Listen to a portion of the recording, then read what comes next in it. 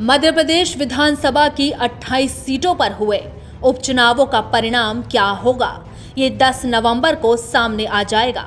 लेकिन इतना तय है कि इस बार के परिणाम कई दिग्गजों के राजनीतिक भविष्य की इबारत लिखेंगे।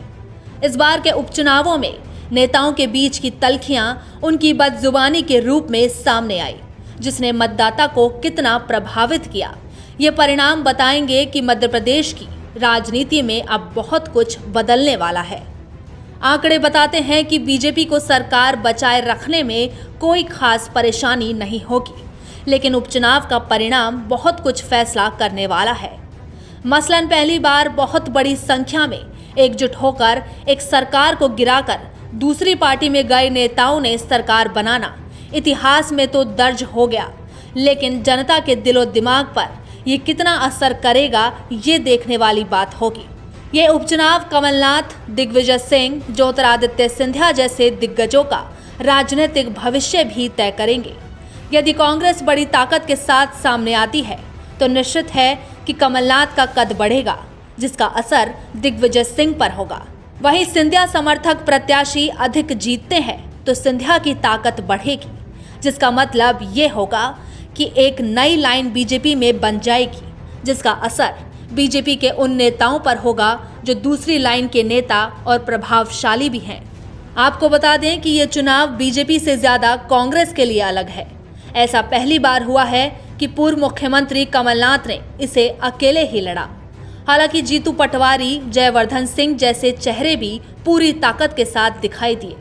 ग्वालियर में विधायक प्रवीण पाठक का सिंधिया पर हमलावर होना सबको चौंका गया, क्योंकि ऐसा राजनीति के इतिहास में पहली बार हुआ कि किसी ने ग्वालियर में यानी सिंधिया के घर में सिंधिया के खिलाफ इतने तल्ख शब्दों का प्रयोग किया।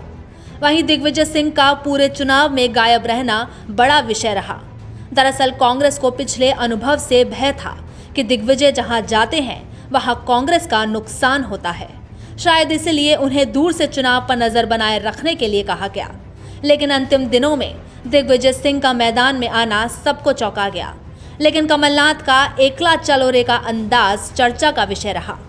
इसके अलावा अपने अलग अंदाज में भाषण देने वाले सांसद ज्योतिरादित्य सिंधिया इस बार अपने अंदाज में अलग दिखे।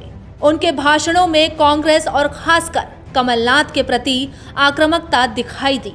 हालांकि इस आक्रमण में वो खुद के लिए कई ऐसी बातें कह गए जो उनके पारिवारिक वैभव के विपरीत रही। सिंधिया ने टाइगर जिंदा है कहकर शुरुआत में ही सबको बता दिया था कि वे इस चुनाव में किस अंदाज में लड़ने जा रहे हैं, लेकिन जैसे जैसे चुनाव आगे बढ़ा सिंधिया का एग्रेशन बढ़ता चला गया।